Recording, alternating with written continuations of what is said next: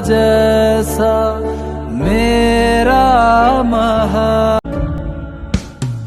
हजारों हैं रूह। हेलो एवरीवन, आज आप लोग देखने वाले हैं मेरे साथ में यहाँ पर अंजलि को, और आज आपको अंजलि का ये ओल्ड लुक देखने को मिलने वाला है।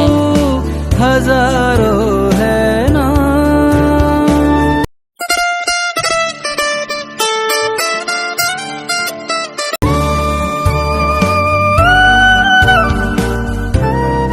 तो दोस्तों, अंजलि को इनके पुराने अंदाज में देख करके आप लोगों को कैसा लग रहा है। और साथ ही मैं आपको बता दूं कि अंजलि की बहुत ही जल्द एल्बम आने वाली है, और मैं इसके बारे में आप लोगों को टाइम टू टाइम सारी अपडेट्स देती रहूँगी। दशा हो